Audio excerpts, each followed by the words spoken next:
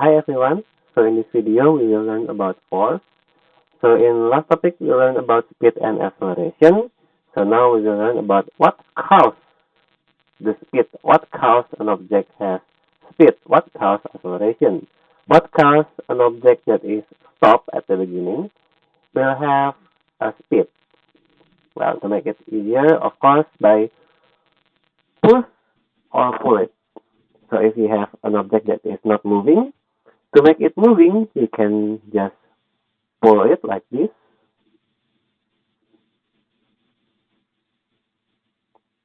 And as you see, the bigger the object, the slower it is. Or we can push it like this.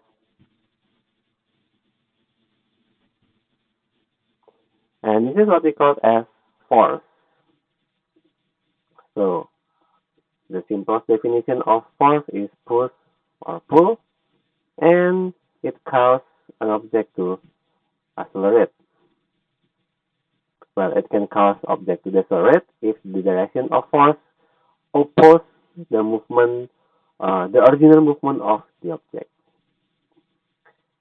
So this is the popular Newton's law. There are three laws. I make it simple. The first law is about object will continue at rest and it will continue to move unless there is a force act upon it. So if you have an object here and it is not moving, if you don't give any force to this object, well, it will not moving at all forever and ever. No matter how long we wait, it will not move because that's the law. That makes sense, right? If you don't give force, it will not move.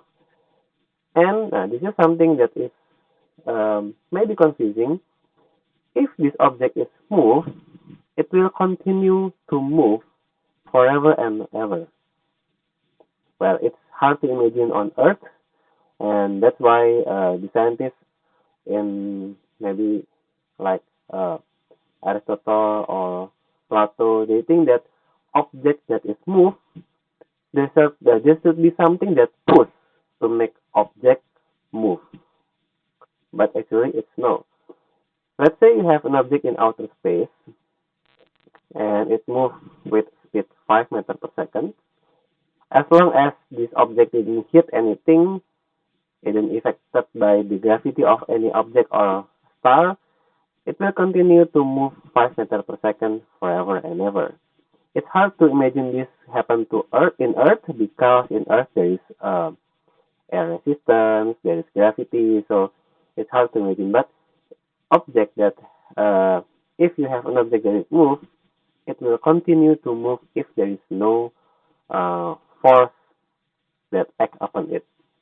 On Earth, there is friction force, right? Let's say from air friction that acts upon this object and it makes this object to decelerate. This is also called as the law of inertia, like how the object uh, want to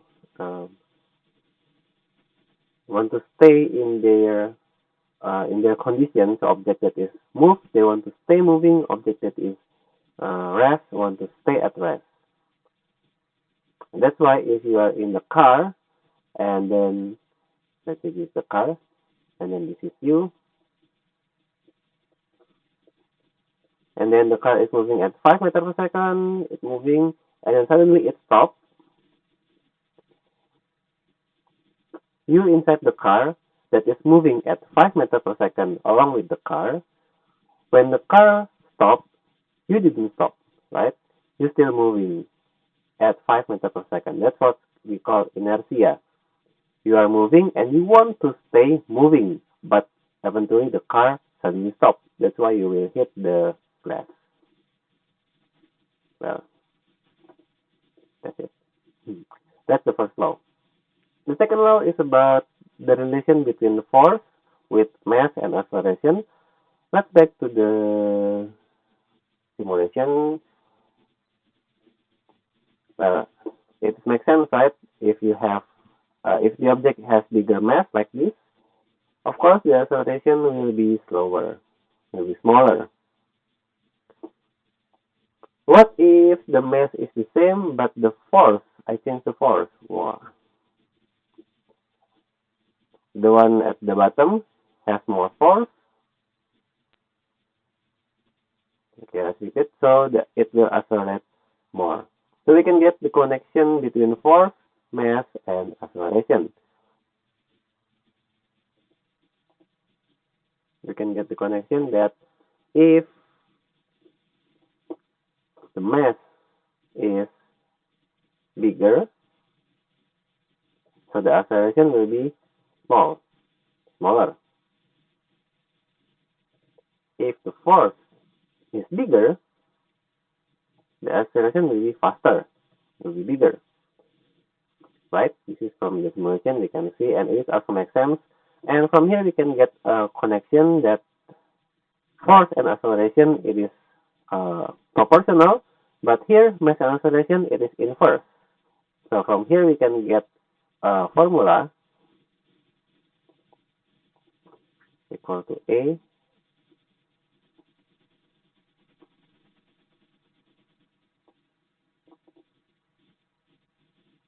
because force and acceleration is in proportional, so it will be like this, equal. If the force is bigger, the acceleration also bigger. But for mass, it is inverse, so we must put it below in the fraction, something like this. Acceleration equals to force divided by mass, or the more popular formula is like this: force equals to mass times acceleration. So what is this symbol? The symbol is called as sigma or net. It means the resultant or the total force because in real life it's hard to get an object when where there is only one force act upon this object. It's very hard. Usually it's more than one force. For example, airplane, there is force from engine, there is force from gravity, there is force from air friction, there is a lot of force that is act upon one object. So that's why we need calculate the resultant or the total force. For example, this uh, meteor. There's a meteor in space, and then this meteor moving at 5 meters per second, just like before. It moves in outer space. There is no friction. There is no air friction, so it's continue to move 5 meters per second forever and ever. And then there is a Superman. Let's say there is a Superman. It gives 1,000 Newton to that direction, to the right. And then there is second Superman. Let's put it in blue. The blue Superman.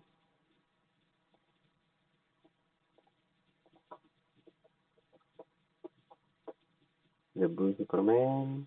And it also gives same amount of force, 1,000. Well, when this happens, the sigma or the resultant force, let's copy this first, will be zero. Why zero? Because the amount of force is equal and in opposite direction. So the total force will be 0 Newton. It means the acceleration will also 0. So even though the meteor is pushed by Superman and the red Superman and blue Superman from opposite direction, even if pushed by Superman, the speed will not change at all. So if the Superman push, if these two Superman push with equal and opposite direction, it will cancel each other, something like that. And let's say the Superman to get tired maybe, and the force becomes smaller. Nah, so now it will be not balanced. This is what we call unbalanced force. Unbalanced force will cause acceleration.